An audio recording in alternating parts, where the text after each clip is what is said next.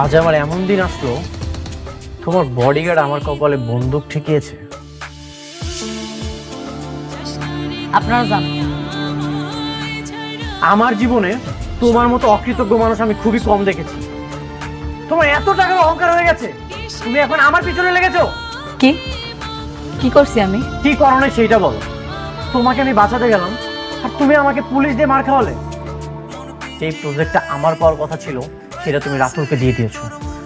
অন্যের সন্তান গর্ভে নিয়ে সেই সন্তানের জন্য তুমি আবার আমার নামে মামলাও করেছো।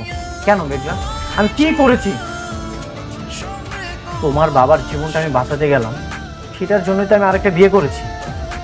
এটা কি আমার অপরাধ ছিল? তুমি আমার সাথে এত কিছু করেছো, আমি কিছুরই প্রতিবাদ করিনি, কিন্তু এগুলো কেন করছো তুমি?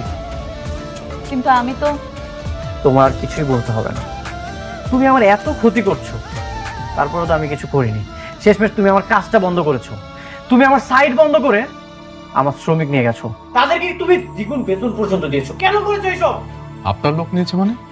হ্যাঁ, আমার প্রজেক্টের সব শ্রমিক আপনারা নিয়ে গেছেন, আবার তাদেরকে দ্বিগুণ টাকার লোভও দেখিয়েছেন। কেন? দেশে কি আর কোনো শ্রমিক ছিল না? কই, আমরা তো কিছু জানি না। আপনারা না জানলেও মেঘলা সবই জানে। ও খুব ভালো মতোই জানে আমার কিভাবে ও ক্ষতি করতে চায়। একটা কথা মনে রেখো মেঘলা, সময় কিন্তু পরিবর্তন হয়। ঘড়ির কাঁটা স্থির থাকে না, সময় পরিবর্তন হবেই।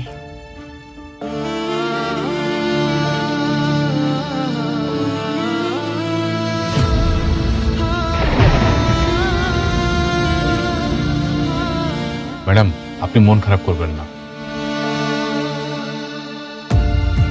ম্যানেজার আঙ্কেল, আমাদের কাজের জন্য ওনার লোকজন আনতে বলছে কি? আমি বলছি? আমি তো বলি নাই।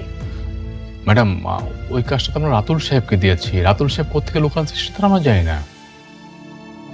তাহলে আপনি একটা কাজ করেন, রাতুল সাহেবের বইলা দেন উনার এখান থেকে যাতে কোনো লোক নিয়ে আসা কাজ না করায়।